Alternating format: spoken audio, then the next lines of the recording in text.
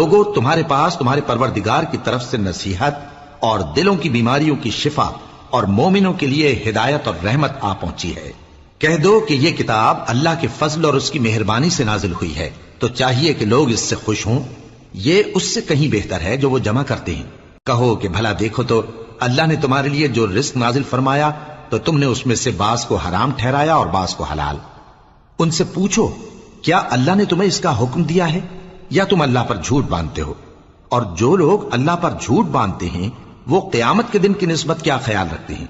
بے شک اللہ لوگوں پر مہربان ہے، لیکن اکثر لوگ شکر نہیں کرتے۔ اور تم جس حال میں ہوتے ہو، یا قرآن میں سے کچھ پڑھتے ہو یا تم لوگ کوئی اور کام کرتے ہو، جب اس میں مصروف ہوتے ہو تو ہم تمہارے پاس ہوتے ہیں، اور تمہارے پروردگار سے کوئی ذرہ بھر بھی چیز پوشیدہ نہیں رہتی، نہ زمین میں اور نہ آسمان میں، اور نہ کوئی چیز ہے اس سے چھوٹی اور نہ بڑی مگر کتاب روشن